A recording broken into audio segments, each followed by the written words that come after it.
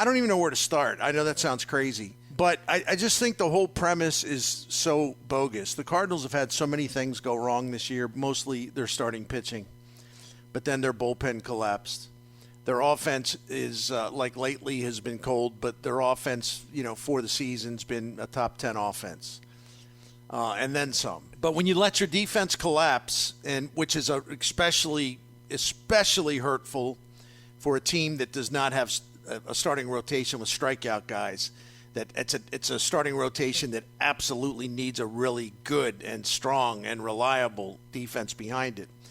When your defense collapses the way this one has, that ain't the WBC. That's neglect. That's letting things slip and you're trying to get more offense and you sacrifice defense to do it.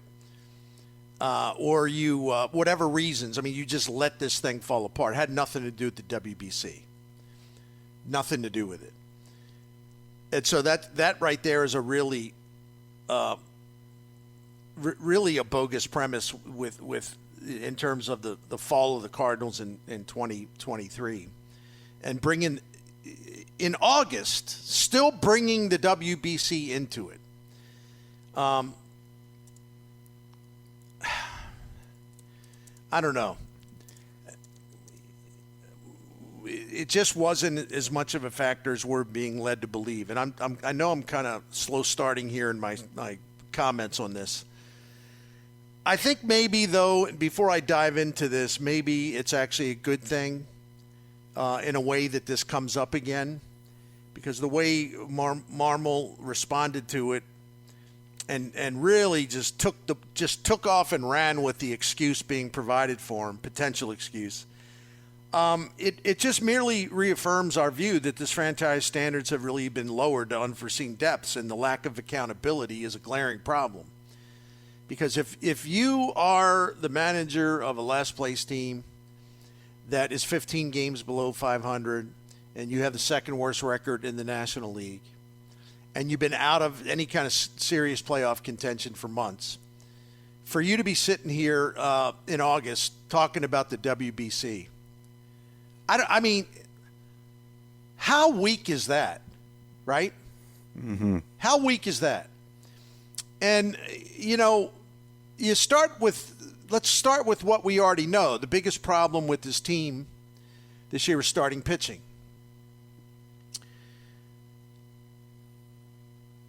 They had two starting pitchers playing for Team USA. One of them is Miklasz, who had a chance to be good. Adam Wainwright, I'm sorry. You can talk about him being at the WBC and then him getting hurt at the WBC. Oh, well, that really set him back. Look, all due respect, actually doesn't sound like it, but I mean it. Adam Wainwright he does not pitch well anymore. He since the start of September last year, he's got the worst ERA among starting pitchers in baseball. You can't use the WBC as an excuse for him coming back when he came back and getting lit up just about every time. That is a bogus premise. It's just false. It's a narrative that doesn't sell. It shouldn't play with anybody.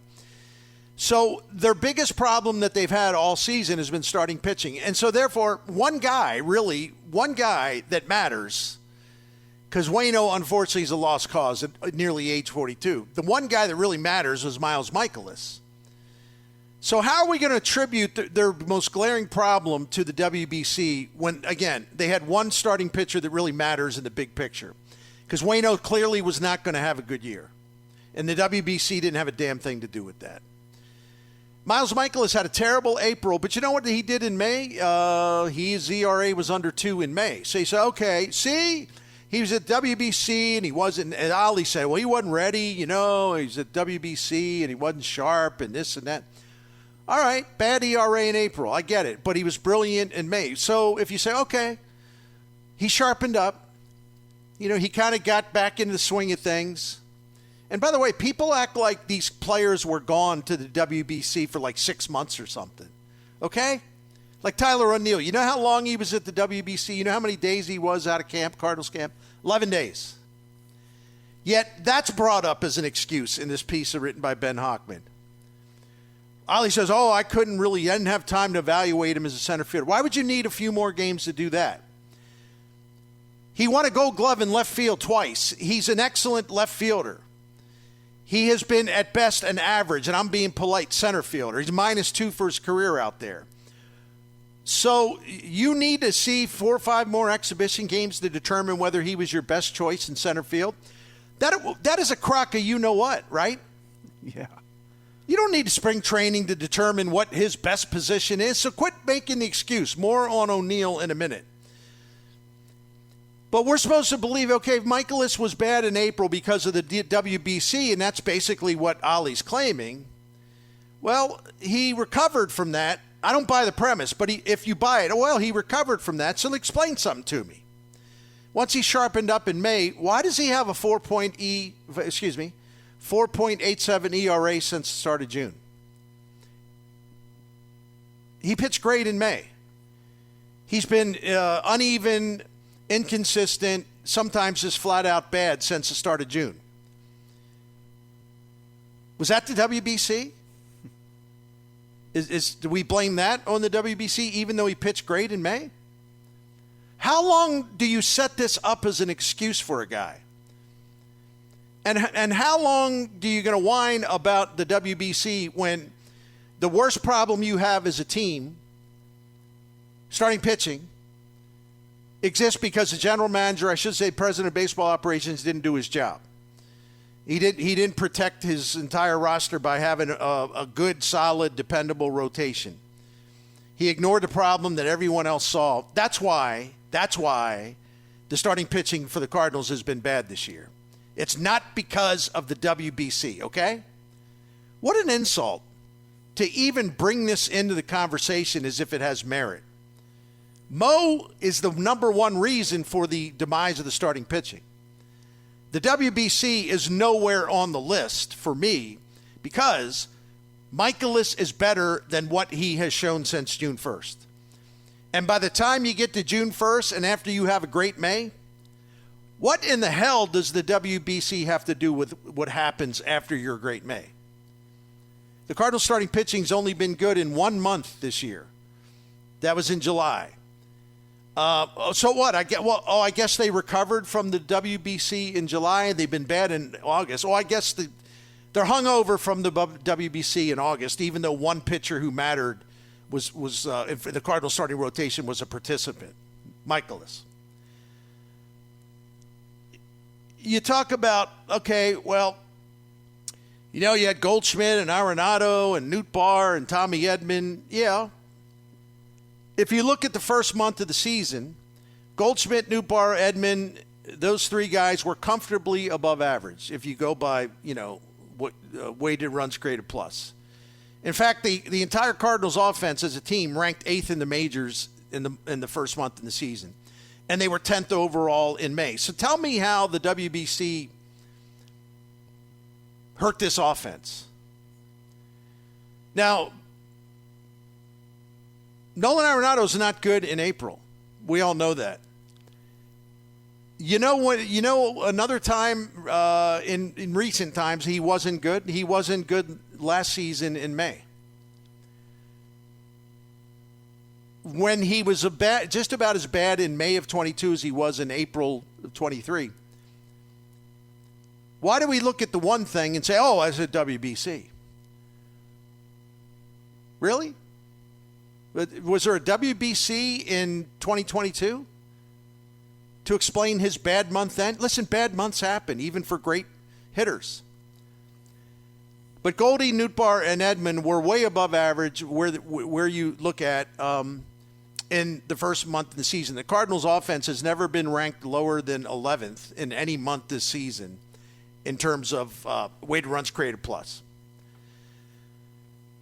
So why is the offense, why are we bringing up the WBC in relation to the offense? Tyler O'Neill was Canada's team MVP in the WBC.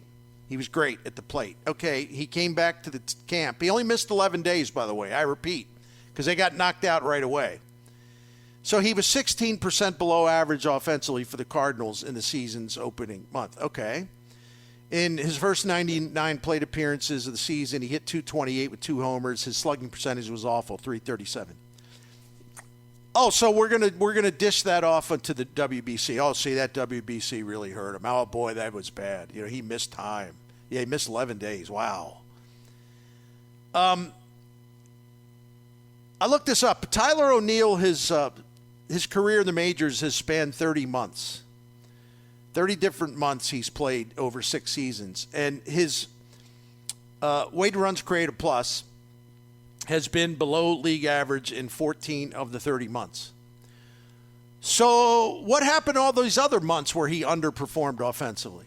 What was there WBC all the time? Were they all impacted by the WBC, or we're just giving him an excuse this time? It's the WBC. No, it's not. He tore it up in the WBC. He was named the team MVP. He had everything going for him when he came back to camp. And you do not be so weak-minded as to list the WBC as a reason for his slow start. This is one of the most inconsistent Cardinals we've seen in a long time. He had one great year. Other than that, he's been okay. He's been below average nearly half the months that he's played, 30 months in the majors. Don't be pointing at the WBC for all this, and don't be pointing at him as far as, Ollie says, he couldn't really make up his mind whether, he didn't see him enough in center during exhibitions. Why would you have to see him enough? You know that he's not your best center fielder. You know that he hadn't been good there. You know Dylan Carlson was your best center fielder. You know that Lars Nootbaar's average at least. So what is this? What is this false narrative? You already knew what you had in him in a center fielder. It's not a strong suit. All right, let's go back to the pitching. Jack Flaherty and Steven Matz. They weren't at the WBC. They weren't there. They had normal routines, uninterrupted. Total time to prepare in Jupiter. Matz had a 5.72 ERA in his first 10 starts before he got demoted to the bullpen. Thankfully, he's back on track and is pitching really well. Flaherty had a 6.18 ERA over his first 8 starts. He won at the WBC. So if you take those 18 early season starts that they had combined, 2 guys are in camp the entire damn time. 1 quality start out of 18 starts. Oh, so that goes against the little theory, huh? You think? I don't want to talk about Wainwright. The aging curve is his problem. It has nothing to do with the WBC. Here's how it goes. You pitch well or you don't. You compete in the WBC. It's not an excuse for failure. You don't hear other teams whining about it.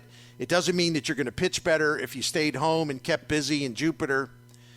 The Cardinals had 1 good starting pitcher at the WBC, 1 guy who could make a difference in their rotation, Miklasz, and he hasn't. Because as I repeat, he's had basically 1 good month this season, and that month was early. It was in May. There is no justification for him having an ERA near 5 since the beginning of June. So we can't just sit here and keep pointing to the WBC. And again, I repeat, we know why the starting rotation has been bad. It ain't the WBC because 1 good pitcher left camp for a while.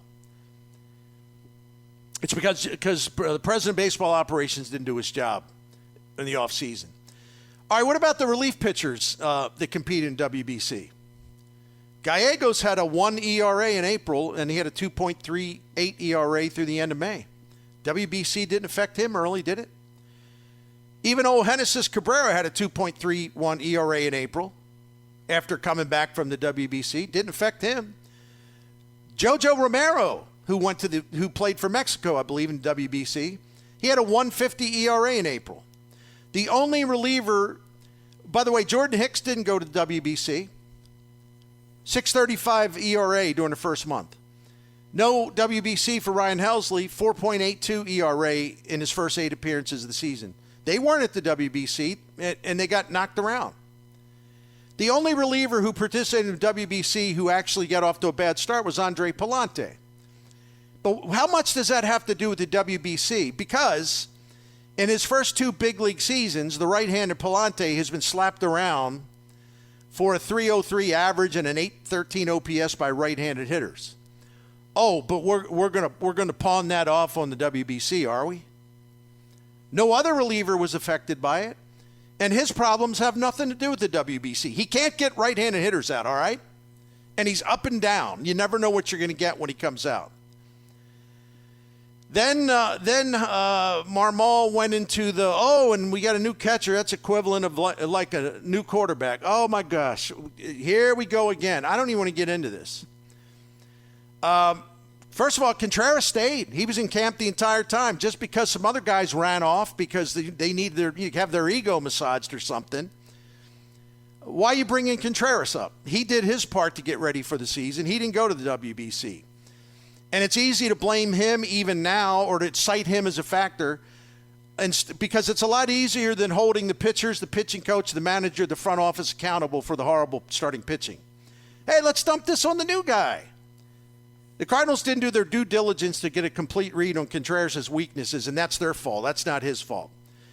The framing blocking data was available to anybody who wanted to research it, and the Cardinals played a ton of games against Contreras and the Cubs. They had to know what they were getting, but they acted surprised that he was not Yadier Molina. Whose fault is that? The Cardinals got off to a 10-24 start that was marked by a 1-7 record in one-run games. As part of that problem, losing 24 the first 34, again, 1-7 in one-run games. So what do you think was a factor in that? Well, first of all, the pitching wasn't up to speed, had nothing to do with the WBC.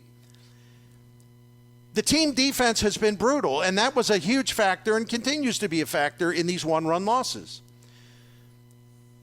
Oli Marmol and his coaching staff allowed this defense to deteriorate, a defense that from 2019 through 2022 saved 257 runs defensively, never finished worse than ranked fourth in the majors in defensive runs saved in any of those 4 seasons. To this point in 2023, the Cardinals ranked 24th in MLB, minus 14 defensive runs saved. Oh, but that's because of the WBC, I guess? Huh. You go from having the number 1, number 2, number 3 defense over a 4-year period, and now you're 24th. Must have been the WBC. Not the neglect and not letting a problem get bigger and bigger and bigger and letting it's something you had to have, a good defense slide. No. Let's make sure we blame that on the WBC, right? This team dumped Jordan Walker, a rookie, into a converted third baseman into a corner outfield spot without taking the time to prepare him properly. And I don't blame the kid for that, but he's tied with Kyle Schwarber, worst defensive run save mark in the majors this year, minus 17. Well, who's responsible for putting him in the outfield before he's ready to play it? Is that the WBC? Is that the guy, whoever runs the WBC, is it his or her fault? I'm just curious. Then we got to the whole, hey, there's Marmol was telling Ben Hockman, there's certain adjustments from a team standpoint. Having all your guys together for a period of time before breaking camp, really you don't get back. So you eliminate April, it's different. A guy in our clubhouse who participated in WBC was like, I was preparing to play in the World Baseball Classic. I wasn't preparing for the season.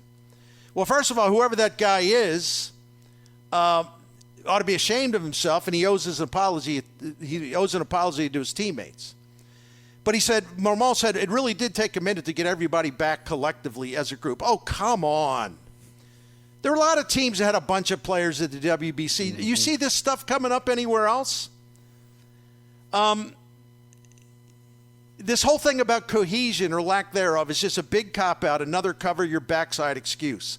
Yeah, ideally it's good to have the entire group working together for all of spring training, but no one should expect that in a WBC year, and you ought to be prepared in advance to deal with that, and the leadership should have worked harder to prepare the team for the WBC factor, if it was a factor, and it wasn't nearly as much as they claim it is because they're trying to cover their behinds. And let me just try to close this out here, the cohesion factor. You know, Miklasz said something in this column to the effect of like, well, you had new players. Our core guys said, hey, welcome to the team. We'll see you in a month. You talk about overstating something. What new players do the Cardinals have this year? Contreras, Jordan Walker. I'm talking about players that matter. All the starting pitchers are the same. All the relievers are the same. And, the kind of fringy major league guys who hardly play, they don't count. The only new players that matter are Contreras and Jordan Walker. So what are we talking about, all these new players? Again, they're just making this crap up, and a lot of people buy it. And I know Moline and Albert Pujols are retired, but is this why the 23 Cardinals fell apart? As much as I respect those two Cardinals legends, it's pretty spineless to use that as an excuse. Nothing would justify being this bad. They allowed just under 5 runs per game when they were going 10-24. So it was the pitching that crashed. And that, again, gets back to Mozeliak's refusal to upgrade the pitching. And I want to talk about this, and I'll shut up. So this thing about cohesion. All right, starting May 7th, they went 11-3, and they even stretched that out to 14-6 to May 27th. So what? All of a sudden, the cohesion was there. Is that why? All of a sudden, you have cohesion. Okay. Well, May 27th, the Cardinals had moved up to third place in the Central. It was a workable 6 games out of first place. No, I'm sorry, my bad. They were 6 games under 500, but they were getting closer. They were right there. They were only 4 games out of first place. So what happened after that? They fell apart again. Lost 13 of the next 17. Oh, so did the cohesion dissipate? Did the cohesion crack up and go away? What is all this selective stuff about cohesion? If you play lousy baseball and you can't pitch, it's a lack of cohesion. When you're winning and you're getting closer in the standings, you're 4 games out of first place where you had been 10, and then all of a sudden you fall apart again. What? Going to blame that on the WBC? You're going to blame that on the cohesion? This stuff is just so weak, it's beyond me. This thing is not a WBC hangover. This thing is all about arrogance, complacency, and we know that they got to improve their starting pitching before next season. But that's not all. Somewhere along the line, Cardinals baseball turned soft, and it's a condition that has led to reduced accountability and a willingness to deflect blame by conjuring up one flimsy excuse after another. It's an embarrassment to the franchise. But let's keep talking about the WBC. I'm sure there's some dumb clucks, at least a few dumb clucks left out there who will buy it. It's nonsense. All right, I'm done. Concerned texter for you said, Bertie, your blood pressure. Settle down, big boy. It's just No. Ollie's version of fake news. Can you imagine Tony La Russa blubbering about this? Oh, Like every time his team, like one of those Cardinals teams, didn't play well. No. We have 7, 8 guys at WBC. That'd be the last damn thing he'd ever say. yes. He wasn't into excuses. He didn't even like to mention injuries. This Tyler O'Neill stuff is ridiculous. The same manager that threw him under the bus like less than 2 weeks into the season. And now we're supposed to believe the WBC is the root cause of his disappointing season.